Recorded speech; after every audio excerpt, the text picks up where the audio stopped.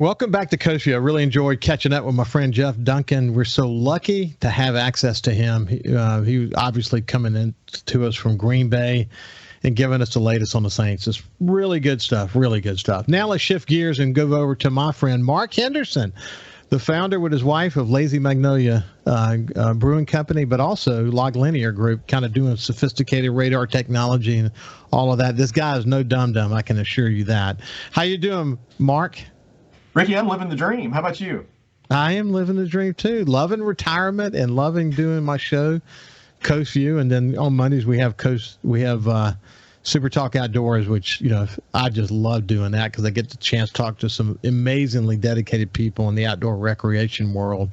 So I'm having fun. I'm having a lot of fun. You have the best retired life of anybody. I mean, I'm sitting here in my little hunting and fishing closet. And then when I get done with my show, I'm going to go out and enjoy my grandson, Liam. And it's a pretty cool deal. Because, you and I talked about this before, but as a publisher, I had a great opportunity to connect a lot through editorial boards and whatever. And when I retired, I wanted to get away from it all. But after about 4 years, I had forgotten how much I enjoyed connecting. And this has given me the opportunity to do that. So as long as I maintain my health and everything's, copacetic in that regard, I'm gonna do this show as long as they let me, because I'm enjoying doing it. I mean, this is the way people like us operate, right? I mean, we're passionate about the things that we do, and we do them because we're passionate. And you want to break every once in a while so you can recharge and back away for a little bit. But at the end of the day, we do the things we do because we're passionate about what we do. Yeah. Hey, listen, there's a lot to talk about. You were actually on the Coastal Mississippi Tourism Board, and were actually, you were involved in one of the dust-ups in that you would have been an incoming president coming in from Hancock County, but they did a sort of an end run around you and appointed someone else the president, and you ultimately resigned. And, it was just during that Milton Segura dust up. Incidentally, Milton will soon be announcing to the world, I think, that he has landed incredibly well. I look forward. In fact, I might even circle back and have a conversation with Milton and see, where he's headed, because a lot of people in this community care deeply about him. But more recently, there was another dust up where Brooke Schultz, who became the president while you were there, I think. I think that's right. That's right. And then she wasn't reappointed after being voted unanimously by the board to be the continuing president. Yep. She wasn't appointed by Connie Rocco for whatever reason. It wasn't surprising to you to see another dust up, was it? Not at all. When that went down, so I will hold the distinction probably in perpetuity for the shortest serving president of that board, because I was president for one meeting, and a block of people came in and voted me out on the very day that I took over, and they put Brooke in, and the reality is that Brooke and I had a great relationship. I thought she was absolutely engaged and active in our community, right? She was smart, she was bright. I mean, I thought she would be good. And as that dust up happened, I knew that I was going to become a lightning rod. And people were going to point at me and say, hey, look, all of these things are happening because he's bitter about this or bitter about that, or, he's not a team player. And I was like, let me get out of the way. And I got out of the way, and turns out the problems were still there. Yeah, truth is, you were never bitter. I mean, that's not your style. You're not. You don't get even. You fight fire with facts. And that's what you tried to do. And unfortunately, again, as I discussed with the Gala show this week, and as I've written, when you have non-members of the Coastal Mississippi Tourism Commission from Harrison County, only 3 from Hancock and 3 from Jackson, yep. You're able to garner the votes in Harrison County and make just about any change you want to have made. And that's why I think hopefully we'll eventually get to something more like 5-3-3. There needs to be more in Harrison County, but Harrison County cannot be in a position where they can just get the votes in their county and make anything happen. They need to be able to go into Hancock or Jackson and get at least one more vote. If that's not a requirement, then you don't really have a regional effort. And I enjoyed staying in touch with you through that whole process. I thought you were a terrific leader. I understood the reasons why you left. I hated to see you go because you were such an incredibly smart guy who has a stake in tourism. I mean, Lazy Magnolia has a major stake in tourism, don't you? No doubt about it. We live and die by it, fundamentally, right? So what we've seen is the business for breweries basically change pretty drastically across the country right now. So you've got basically what are national brands. Even in the craft field, there are a few that are national brands. And then what you're seeing is that, it's pulling way, way back. And, those of us that were really working hard to become regional and really expand our influence and one day maybe be national are in this, at least moment in time, right, really being pushed back to me. And hey, look, you got to be the brewery in your local area. And, we were the first brewery in the state of Mississippi. We made our home in coastal Mississippi. And we're fundamentally tied to the success of the coast. Our success is tied intimately with that. I know it is. Well, how's business? Because it's been so interesting. We were beginning conversations even before COVID about how microbrewing and brewing in general is changing across the nation. And just look at all these brands and all these choices, and good Lord, it's amazing what has happened. Of course, then COVID comes along. You're even in a position at one point where you're bottling water. I mean, you're just doing whatever you have to do to forward. What's the state of affairs, currently? Yeah, so I mean, business in general is absolutely a struggle right now because we're getting hammered on both sides. So $5 a gallon of gas and high inflation, man. I mean, our consumers are struggling. The people who want to support us, right? They can look at it and go, man, I don't know if I can pay $10 for a 6-pack of beer. And then we're getting hammered on the cost side. Everything costs more to get. You're seeing inflation on the raw material side, and then labor. People are struggling. It's kind of interesting. I was talking with someone just the other day. With COVID, you had a lot of baby boomers, people from that generation, that were at the older edge of that had been hanging on to work for quite some time, right? And they probably should have already retired, but had been hanging on. They went out quick, right? COVID shows up, and they're like, yeah, I don't have to deal with this. And then you had a lot of people that were, on the later side of the baby boomer generation, right? That were kind of early retirement. They're like, yeah, you know what? Stock market's doing great. I can bail out, and they bailed out. And so you had this huge amount of skilled labor that just fell out of the workforce, and it hits everybody. I don't care if you're making a glass plant or if you're printing cardboard or whatever it is, right? Everybody got hit by that. And then we spent a year paying people not to work. And in a lot of ways, that was probably the right thing to do. But, if people have spent a year, sitting in the air conditioning, getting paid to, eat Cheetos and, watch TV, getting them back into the workforce and going, hey, look, man, I need you to show up 40 hours a week. I don't care which 40 hours. Just tell me which 40 hours you can show up and I'll work with it. We're just now, we've struggled the last half year, really almost a year now. We've struggled just to staff. And be able to put enough people to work and to fill in all the gaps. And the other big problem that we're seeing right now is that people like Leslie and I have been the ones filling in the gap. We've been just putting in an inordinate amount of hours, doing all the stuff that we go, hey, look, this is not the most productive or the best thing for me to be doing, but it's the thing that's got to get done in order for us to stay in business. And we're dying.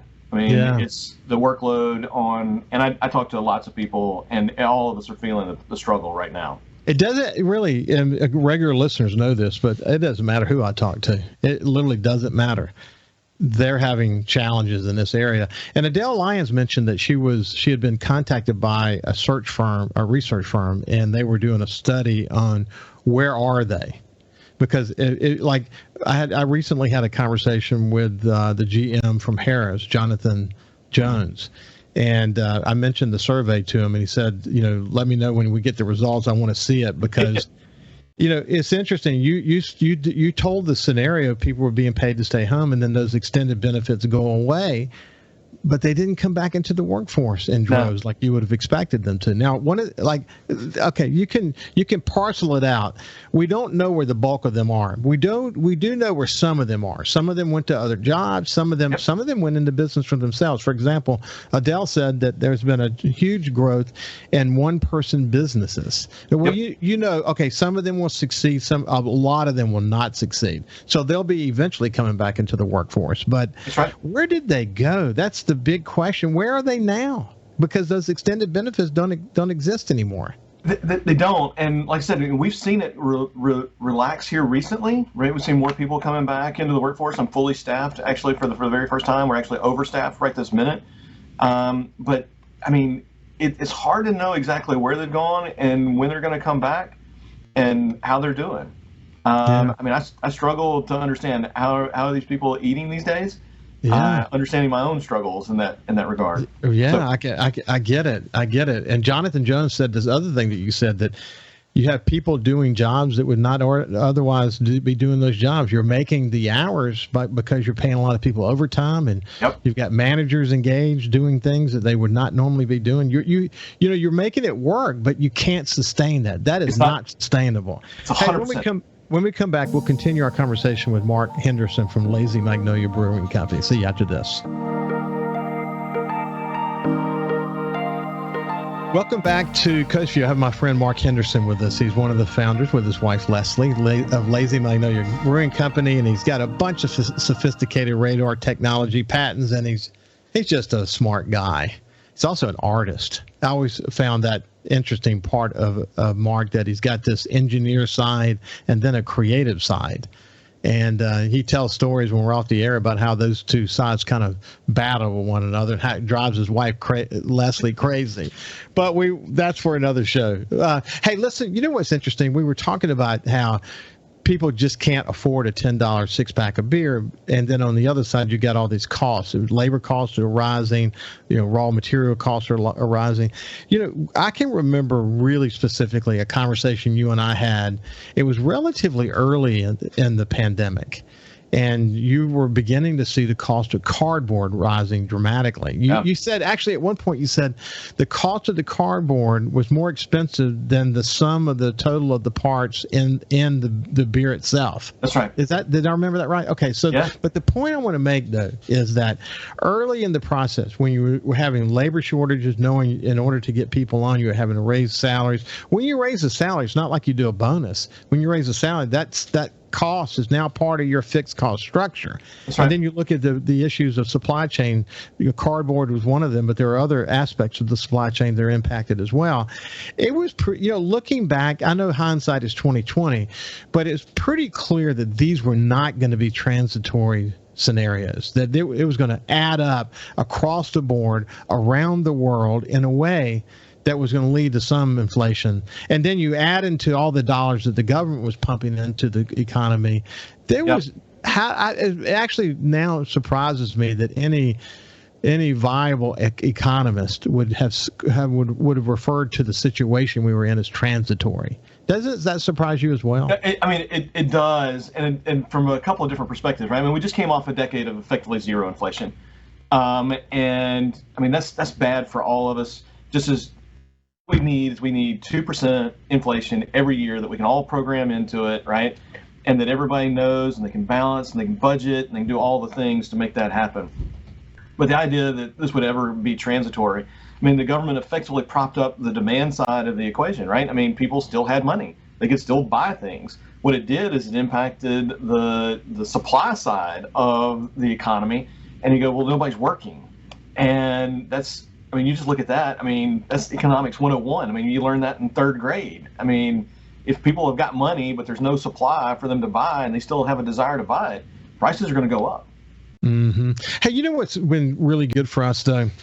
In spite of the challenges that you talk about and how your business is connected to tourism industry, and I think it's probably important to point out that we talk a lot about Coastal Mississippi Tourism, and that's an important entity in that they are doing the marketing for the region, this thing we call Coastal Mississippi. However, when you look at the bigger picture, you look at the marketing dollars that casinos are spending cumulatively compared to the $4 or $5 million that Coastal Mississippi Tourism has. What Coastal Mississippi Tourism marketing budget looks like, it absolutely pales in comparison to the kind of dollars. And in that respect, though, we were lucky, though, that we had the cumulative power of the casinos working to prime their pumps and bring people to coastal Mississippi. We had additional federal dollars coming into coastal Mississippi that also helped as well. And then you had an economy that was open quick and whatever. We've weathered it relatively well. I mean, good. We still got all these employee challenges. We've got all these supply chain issues that are slowly but surely working out. We've got inflationary pressures. We got all that. But when you compare our situation to the average market, we've pretty damn resilient, aren't we? We absolutely are. And I mean, you touched on it. I mean, we've got really a can-do attitude. We've got, people that are, they do in general work. I mean, we all are short on people right now, but at the end of the day, the people we have are great people. They're committed to the cause. And I mean, when you talk about the casino dollars, I mean, it's not even in the same ballpark. I mean, coastal Mississippi is a tourism entity, $5-7 million, right? Somewhere in that ballpark, the annual budget these days. And then the casinos are spending almost 100 times that collectively.